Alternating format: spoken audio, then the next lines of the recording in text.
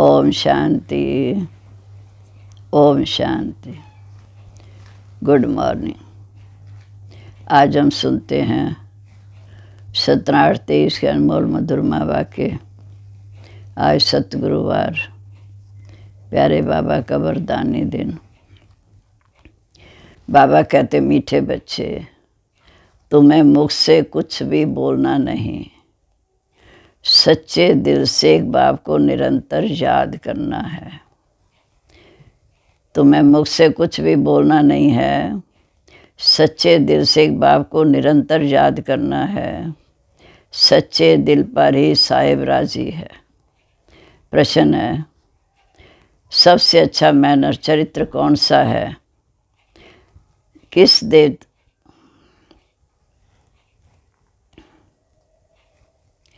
प्रश्न है, सबसे अच्छा मैनर्स चरित्र कौन सा है?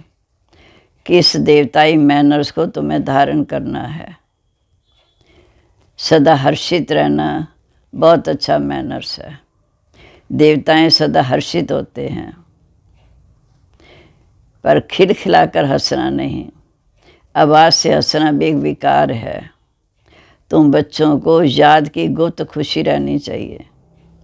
फैमिलियरिटी का संस्कार भी बहुत नुकसानकारक है। सर्विस की सफलता के लिए अनासक्त वृत्ति चाहिए। नाम रूप की बदबू ज़रा भी ना हो। बुद्धि बहुत स्वच्छ चाहिए। इसी धारणा से जब सर्विस करते, दूसरों को आप समान बनाते, तो चेहरा सदा हर्षित रहता है।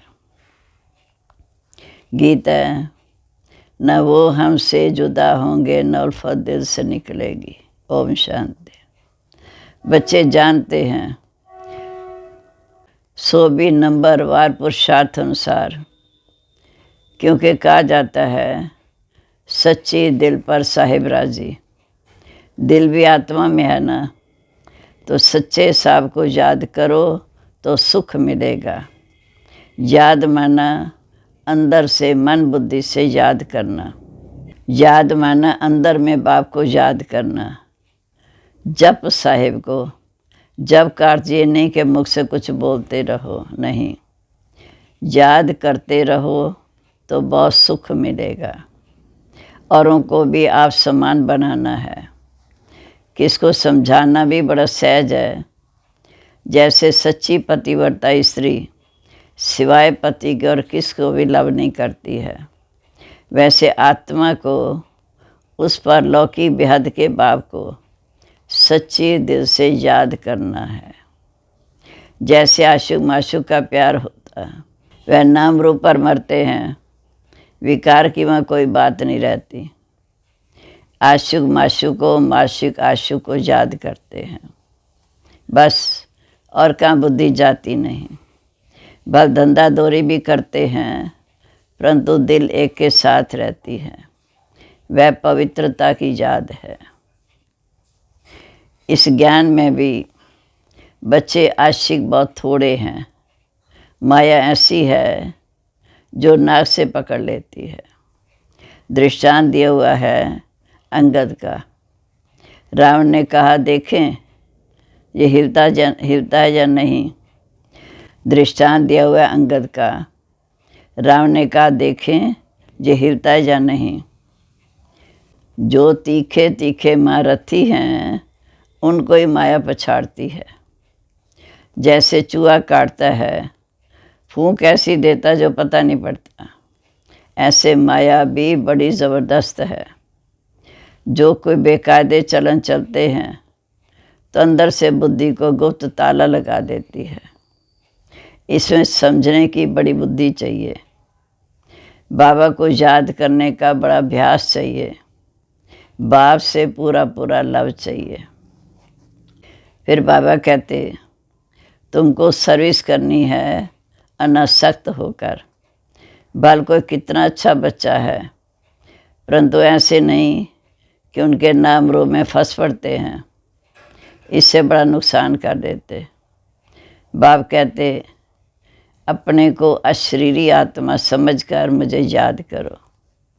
अपने को स्वच्छ रखो। तुम शिव बाबा के बनते हो, वह तुम्हें स्वच्छ बनाते हैं। विकारों को निकाल देते हैं। जब याद करेंगे विकर्म विनाश होंगे तो आत्मा स्वच्छ हो जाएगी। विकारों को निकाल देना है। तुम्हारा नाम ही है शिव शक्तियाँ। तुमको सर्वशक्तिवान बाप से ही शक्ति मिलती है। अच्छी तरह उनसे योग लगाना पड़े। बाप कहते निरंतर याद माना कोई मासी का घर नहीं है। निरंतर याद करते रहना आसान बात नहीं है। भोजन करते समय कितनी कोशिश करते हैं, फिर भी भूल जाते हैं। बहुत कोशिश करते हैं सारा समय बाप की याद में खाएं, क्योंकि वो हमारा बहुत प्यारा है। क्यों ना उसको याद करके खाएं, तो उसमें तो साथ में रहेगा ना। फिर भी घड़ी घड़ी याद भूल जाती है। भक्ति मार्ग में भी बुद्धि और तरफ भटकती रहती। यहाँ तो ज्ञान की बात है। इन बातों को बच्चे भी पूरा नहीं समझते हैं। अगर निरंतर योग लग जाए तो समझ जाए कि अब कर्मातीत अवस्था आ रही है। अगर निरंतर योग लग जाए तो समझा जाए अब कर्मातीत अवस्था आ रही है। परंतु याद ठहरती नहीं, बड़ी युद्ध चलती है। बाबा देखते हैं बहुतों का बुद्धि योग भटकता है। अशरीरी बनने में मेहनत लगती है। बहुत थोड़े हैं जो सच बोलते हैं। कहने में लज्जा आती है। माया बड़ी दुस्तर है, एकदम माथा मोड़ लेने में देरी नहीं करती। ऐसे न समझो हम तो बच्चे हैं ही। युक्तियाँ भी बताई जाती हैं। पहले तो कर्मातीत अवस्था में जाना है, फिर है नंबरवार पद। बहुतों की अवस्था देखी है, नामरों में फंस पड़ते हैं। अपने को अशरीरी समझने का अभ्यास करना है। अपने को अशरीरी बनने का अभ्यास करना है। सतयुग में ये ज्ञान पूरा रहता है कि मैं आत्मा हूँ। मुझे ये पुराना शरीर छोड़ नया लेना है। साक्षात्कार भी हो जाता। परोक्ष चाहे अपरोक्ष समझते हैं। अभी शरीर की आयु पूरी होकर आकर हुई है। जैसे कोई मरने पर होता है तो कहते हैं हमको ऐसा लगता है कि अब मरूंगा, रह नहीं सकूंगा। वहाँ फिर समझते हैं अब ये शरीर बड़ा हो गया, इसको अब छोड़ना है। अपने टाइम से खुशी से शरीर छोड़ देते हैं। आत्मा का ज्ञान वहाँ पूरा है। बाबा का ज्ञान बिल्कुल नहीं। सतयुग में बाबा का ज्ञान नहीं, ड्रामा में नहीं। वहाँ बाप को क्यों याद करें, आवश्यकता नहीं। जहाँ तो दुख में मनुष्य याद करते हैं। और तुमको फिर अपने को आत्मा समझ बाप से योग लगाना है। ये शरीर तो पुराना है, बल कितना भी सुंदर सुहावना शरीर हो, लेकिन ला मुझे इस समय सब काले हैं, क्योंकि आत्मा काली है। ये बुद्धि से समझने की बातें हैं। शरीर तो कोई सबके काले होते नहीं। ये तो हवा पानी पर होता। जहाँ ठंड जास्ती होगी वहाँ सफ़ेद मनुष्य होंगे। तो बाप समझाते हैं मीठे बच्चे, बुद्धि का योग एक बाप से लगाना है। जैसे लव मैरिज करते हैं, ये भी तुम आत्मा की लव मैरिज है। फिर इस देह के साथ भी लव नहीं रहता, अपनी देह से भी लव नहीं, तो फिर औरों की देह से लव क्या रखना। दुनिया में तो काले और गोरे शक्ल पर हैं। अब तुम जानते हो हम आत्मा हैं। इस पुराने शरीर से मोह नहीं रखना है। ये तो विकारी संबंध है। दुनियावी बातों से अपनी बात न्यारी है। अब तुम्हारी काली आत्मा की सगाई हुई है गोरे मुसाफिर से, अर्थात शिव बाबा से। जानते हो इस दुनिया में सब आत्माएं काली ही काली हैं। गोरे से संबंध जोड़ आत्मा को गोरा बनाना है, क्योंकि संग का रंग चढ़ेगा। एक मुसाफिर सैकड़ों हजारों को हसीन बनाते हैं। काली आत्मा को गोरा बनाना इसमें बड़ा अच्छा योग चाहिए। काली आत्मा को गोरा बनाना, इससे बड़ा अच्छा योग चाहिए। काला रह जाने से एक तो सज़ा खानी पड़ेगी और पद भी भ्रष्ट हो जाएगा। जहाँ किसी के नाम रूप में नहीं लटकना, बड़ी डिसर्विस हो जाती है।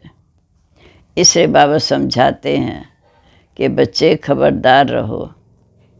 बाप कहते हैं योग अग्नि से अपनी आत्मा को पवित्र बनाना है। ये है वास्तव में भट्ठी। बाप के साथ योग लगाना है। और तरफ बुद्धि जाती है तो वह बेचारी ठहरे। वह सर्विस कर ना सके, फिर पद भी नहीं पा सकेंगे। योग अग्नि से ही खाद निकल सकेगी। योग है तो ज्ञान भी बुद्धि में ठहरेगा। बाबा रूप भी है, बसंत भी है।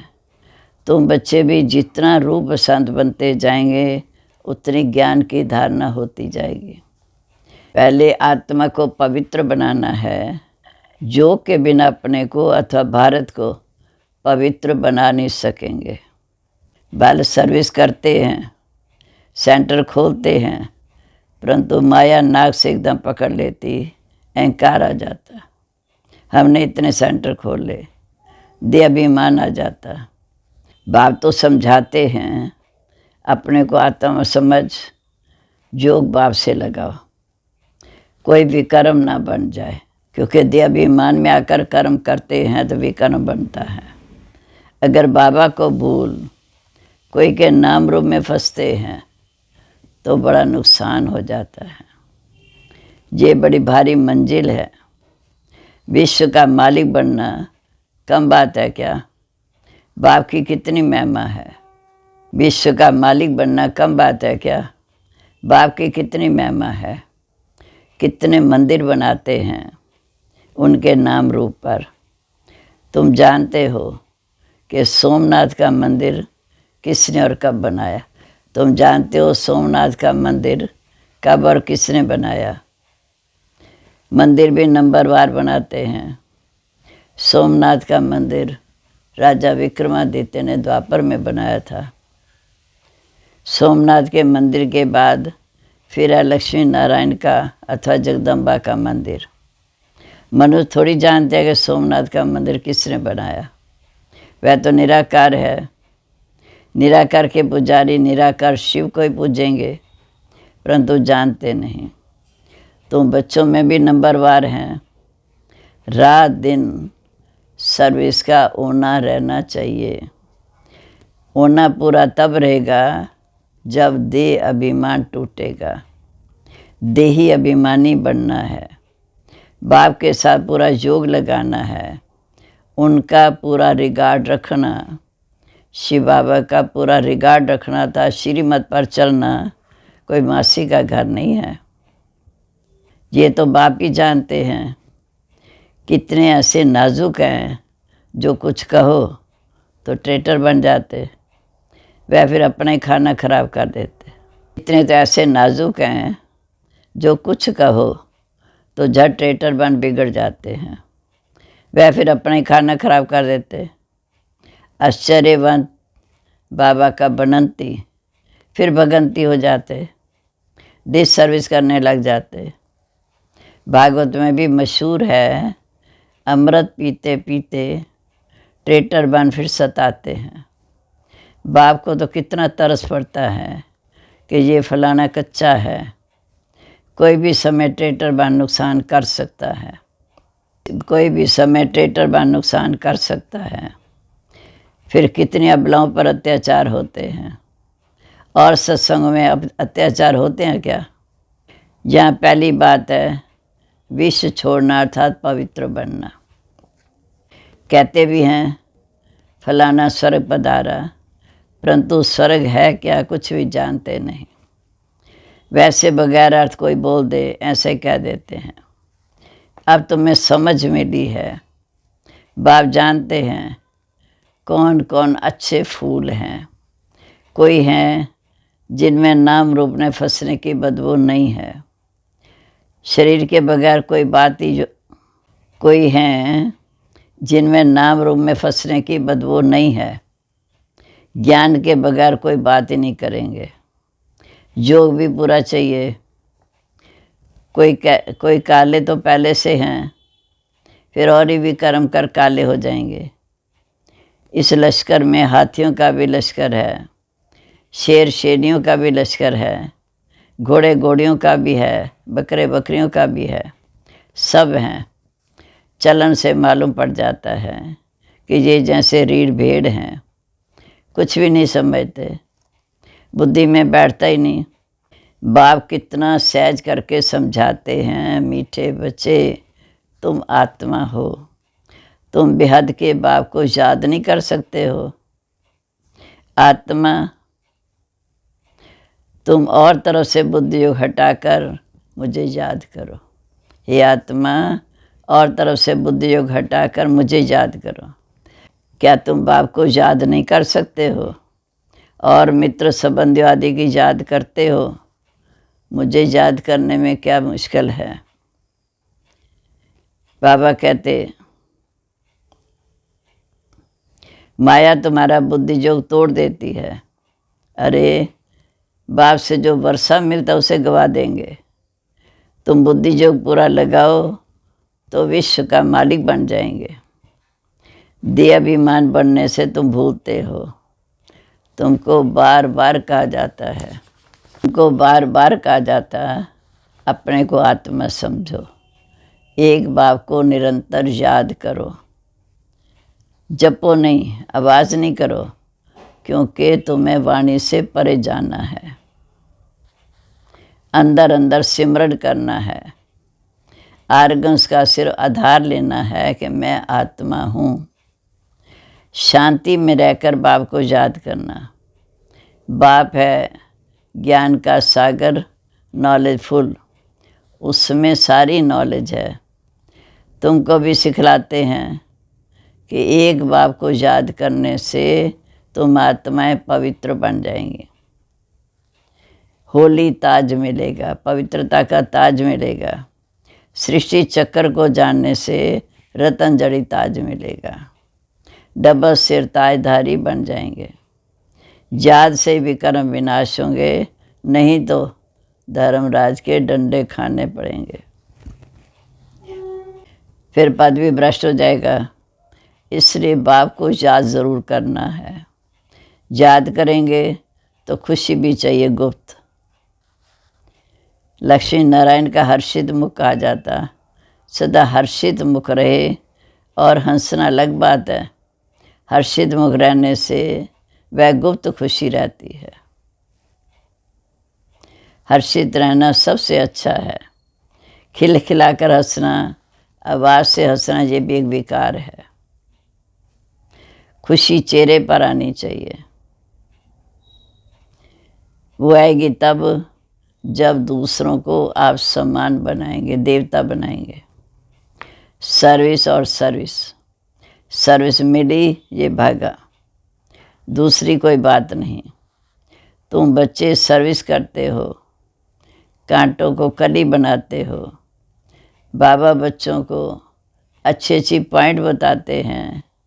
ये निश्चय रखना है कि हमें बाबा स्वयं आकर सुनाते हैं। ये निश्चय रखना है कि हमें बाबा स्वयं आकर सुनाते हैं। ये भी कहते हैं, माना ब्रह्मा बाबा भी कहते हैं कि मेरी महिमा नहीं करनी। ब्रह्मा बाबा भी कहते हैं कि मेरी महिमा नहीं करना। महिमा इस समय सारी शिव बाबा की है। उनको याद करने से ही पूरा विकर्मा जीत बनेंगे। महिमा सारी शिव बाबा की है। उनको याद करने से ही पूरा विकर्मा जीत बनेंगे। है तो बहुत सहज बात। याद करना है और चक्र फिराना है। सुदर्शन चक्रधारी पूरा अंत में बनते हैं, नंबर वार। अच्छा, मीठे मीठे सिक्के लदे बच्चों प्रीत, माता पिता बाप दादा का याद प्यार। Good morning. रूहानी बाप की रूहानी बच्चों को नमस्ते। हम रूहानी बच्चों की रूहानी बाप दादा को नमस्ते। नमस्ते बाबा, गुड मॉर्निंग। शुक्रिया बाबा, शुक्रिया। अभ्यास धारणा के लिए मुख्य सार।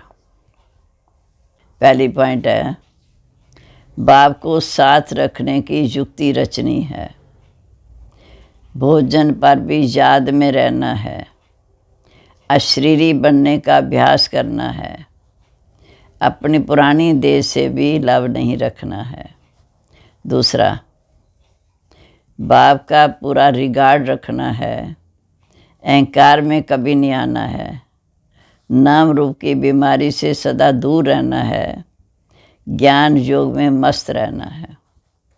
अब आज का वरदान, सब कुछ बाप हवाले कर, सब कुछ बाप हवाले कर, संगम युगी बादशाही का अनुभव करने वाले अविनाशी राज तिलक अधिकारी भव।